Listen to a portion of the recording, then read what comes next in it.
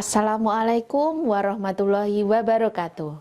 Salam sejahtera bagi kita semua.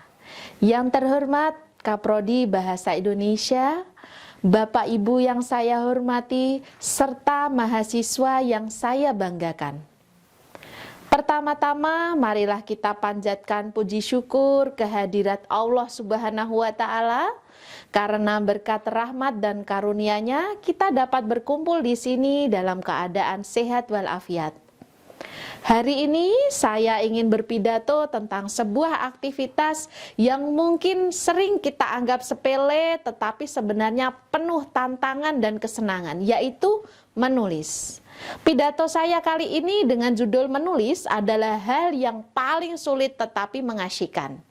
Hadirin yang saya banggakan, pertama-tama mari kita lihat hubungan antara menulis dengan keterampilan membaca, menyimak, dan berbicara. Membaca adalah jendela dunia yang membuka wawasan dan memperkaya kosakata kita. Dengan membaca, kita belajar berbagai gaya penulisan, struktur kalimat, dan ide-ide baru yang bisa kita aplikasikan dalam tulisan kita. Stephen King pernah berkata, "If you don't have time to read, you don't have the time or the tools to write." Menyimak adalah keterampilan yang memungkinkan kita untuk memahami dan memproses informasi secara efektif yang sangat berguna ketika kita menulis berdasarkan wawancara atau diskusi. Sementara itu, keterampilan berbicara membantu kita menyampaikan ide-ide kita secara jelas dan meyakinkan. Namun, dari semua keterampilan ini, menulis adalah keterampilan yang paling sulit. Mengapa? Karena menulis membutuhkan kombinasi dari ketiga keterampilan tersebut sekaligus. Hal ini diperkuat dengan hasil riset Azizah 2022, bahwa keterampilan menulis diakui sebagai keterampilan yang paling sulit. Kenyataannya membuktikan bahwa keterampilan menulis tidak banyak dikuasai oleh masyarakat kita pada umumnya atau para siswa pada khususnya. Penelitian Ahadiyah tahun 1997 menemukan bahwa menulis adalah aktivitas berbahasa yang tidak disukai banyak orang, sehingga selama ini keterampilan menulis tidak banyak tersentuh. Beberapa penelitian mengkonfirmasi hal ini. Penelitian Khalik tahun 2000 menemukan bahwa kemampuan menulis adalah kemampuan yang sulit dikuasai oleh siswa. Menyikapi hal ini, Aswani tahun 2003 mengungkapkan bahwa langkah-langkah perbaikan pembelajaran menulis perlu diupayakan sejak di jenjang pendidikan dasar. Hadirin yang saya banggakan, menulis memaksa kita untuk mengolah informasi yang kita dapatkan dari membaca dan menyimak, serta mengemasnya dalam bentuk tulisan yang terstruktur dan mudah dipahami. Selain itu, menulis juga membutuhkan kreativitas dan kejelian untuk memilih kata-kata yang tepat dan merangkai kalimat yang menarik. Menulis adalah sebuah kegiatan yang menuntut keterampilan berpikir yang mendalam. Tidak hanya sekedar mencurahkan kata-kata di atas kertas ataupun layar. Menulis membutuhkan proses berpikir yang kompleks, mulai dari merangkai ide, menyusun alur, hingga memilih kata-kata yang tepat. Menulis memaksa kita untuk berpikir kritis dan reflektif.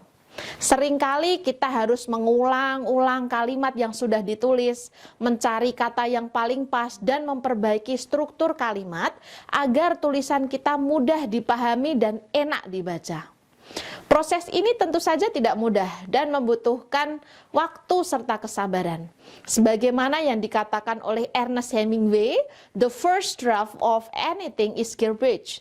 Artinya, proses revisi dan penyempurnaan adalah bagian yang tidak terhindarkan dari menulis. Hadirin yang saya banggakan, namun di balik kesulitan itu ada keasyikan tersendiri yang bisa kita rasakan.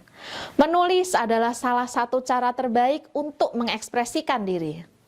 Melalui tulisan, kita bisa mengungkapkan perasaan, pemikiran, dan imajinasi kita tanpa batas. Setiap kali kita berhasil merangkai kata-kata menjadi sebuah kalimat yang indah atau menyusun cerita yang menarik, ada perasaan puas dan bangga yang tidak bisa diungkapkan dengan kata-kata. Menulis memberikan kita kebebasan untuk menjadi diri sendiri dan berkreasi tanpa batas. Seperti yang pernah diungkapkan oleh F. Scott Fitzgerald, "You don't write because you want to say something. You write because you have something to say." Selain itu, menulis juga membuka pintu untuk dunia yang lebih luas. Dengan menulis, kita bisa berbagi pengetahuan, pengalaman, dan cerita dengan orang lain.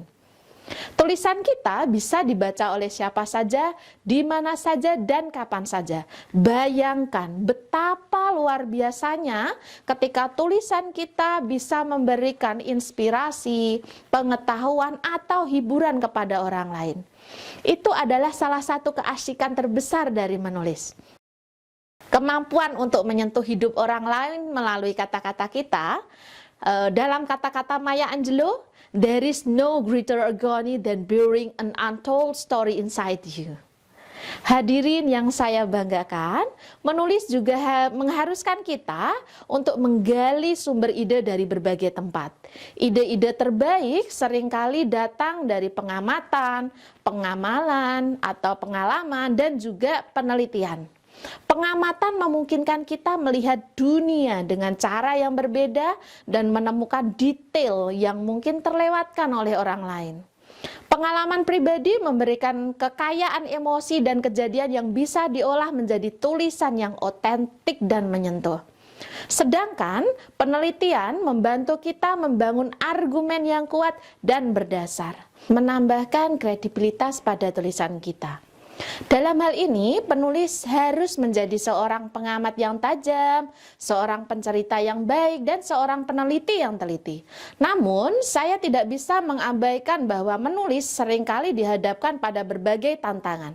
Ada kalanya kita merasa tidak memiliki ide, mengalami kebuntuan, atau bahkan merasa tulisan kita tidak cukup bagus. Tapi disinilah letak keindahan menulis. Tantangan-tantangan tersebut adalah bagian dari proses kreatif yang membuat kita terus berkembang dan belajar.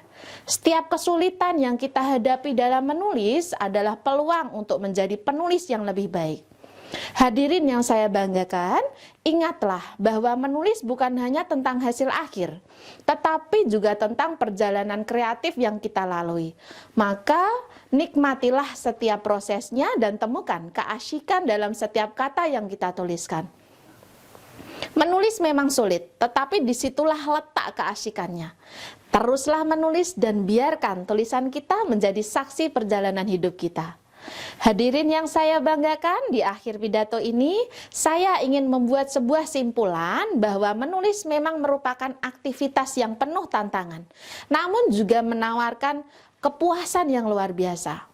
Dengan menggali ide dari pengamatan, pengalaman, dan juga penelitian, serta mengintegrasikan keterampilan membaca, menyimak, dan berbicara, kita bisa menghasilkan tulisan yang kaya dan bermakna. Jadi jangan pernah takut untuk menulis, karena melalui tulisan kita bisa menjelajahi dunia yang terbatas dan menginspirasi orang lain. Terima kasih atas perhatian Anda. Semoga pidato ini bisa menginspirasi kita semua untuk terus menulis dan menikmati setiap prosesnya. Selamat menulis. Wassalamualaikum warahmatullahi wabarakatuh.